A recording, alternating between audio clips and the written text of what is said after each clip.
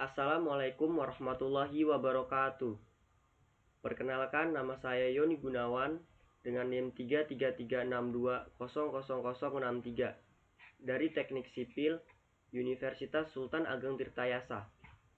Oke, dalam video kali ini saya akan membahas tentang reaksi redoks.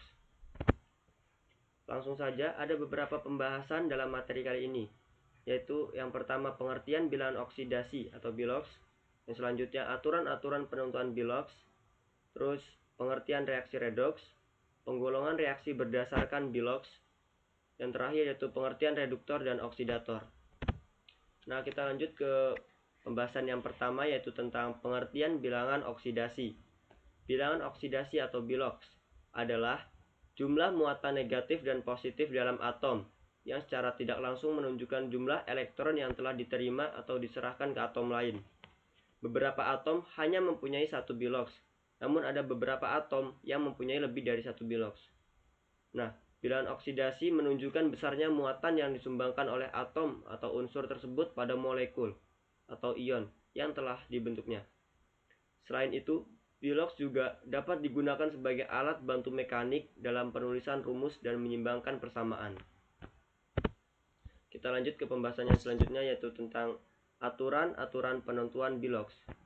Ada beberapa aturan-aturan ketika kita mau menentukan biloks. Yang pertama, yaitu bilangan oksidasi unsur bebas seperti C, Ne, H2, O2, Cl2, P4, S8, Cu, Fe, Na. Itu biloksnya adalah 0. Terus selanjutnya yaitu bilangan oksidasi senyawa atau molekul H2O, NH4OH, KMNO4, SO3, NaCN. Itu biloksnya adalah 0. Yang selanjutnya yaitu bilangan oksidasi unsur ion sesuai dengan jenis muatan ion dan jumlahnya. Contohnya itu bilangan oksidasi pada K+, itu adalah +1. Terus bilangan oksidasi pada Ca2+ itu +2.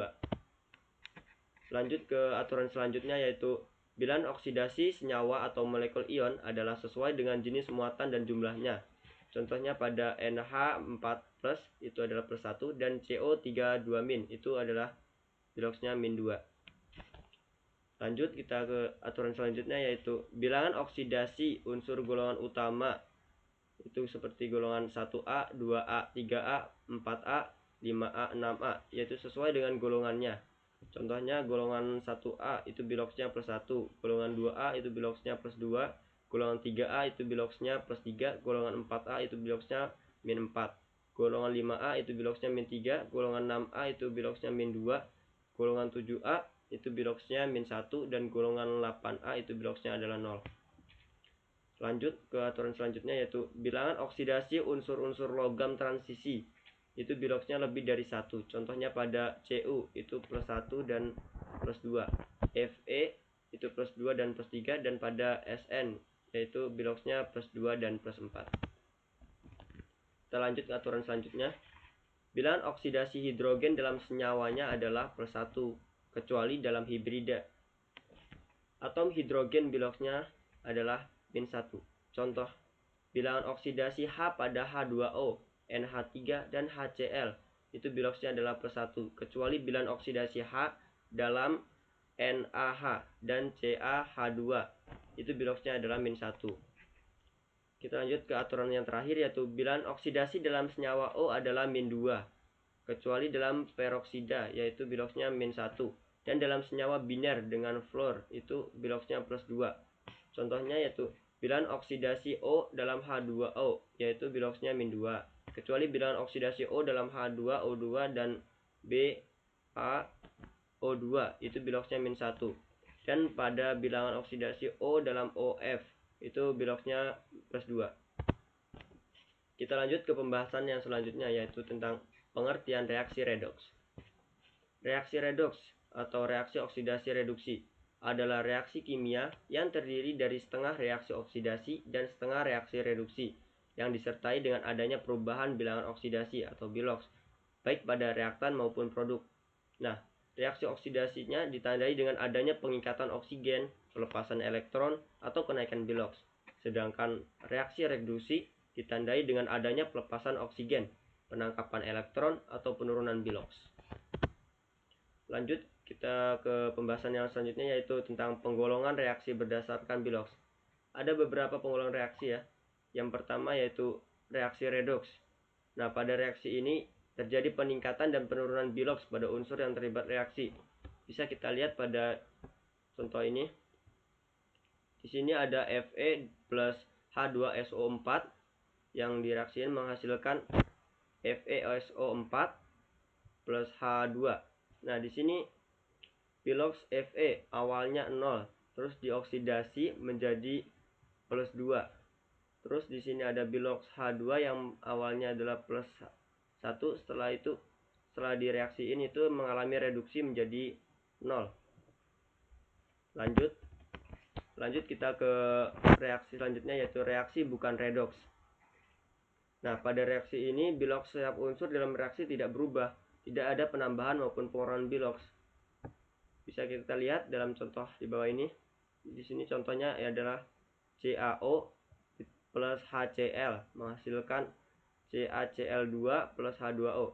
Di sini biloxnya tidak ada perubahan, dari Ca-nya plus 2 sama saja menjadi plus 2, ini O-nya min 2 sama menjadi min 2, terus H-nya plus 1 setelah diresin sama aja menjadi plus 1, terus Cl-nya min 1 sama menjadi min 1. Jadi tidak ada penambahan maupun pengurangan pada biloxnya ya. Lanjut ke reaksi selanjutnya, yaitu reaksi autoredox atau disproporsionasi. Nah, pada reaksi ini tuh yang bertindak sebagai oksidator maupun reduktornya yaitu zat yang sama. Bisa kita lihat dalam contohnya, yaitu I2 plus NaOH menghasilkan NaI plus NaIO3 plus H2O. Nah, dalam contoh ini kita lihat nih, I2 ini dia itu bertindak sebagai reduktor dan juga oksidatornya. Ini bilox pertamanya 0. Setelah ini reaksiin ya, dia mengalami reduktor menjadi min 1, direduksi. Terus 0 ini juga dioksidasi menjadi plus 5 dalam NaIO3 ini. Nah, kita lanjut ke penggolongan reaksi yang terakhir, yaitu reaksi konproporsional. Nah, pada reaksi ini itu yang bertindak sebagai hasil oksidasinya maupun reduksinya yaitu zat yang sama. Bisa kita lihat di sini contohnya Cl2H2 menghasilkan HCl. Nah, di HCl-nya ini hasil reduksinya ini dia itu yang bertindak sebagai hasil oksidasi dan hasil reduksinya.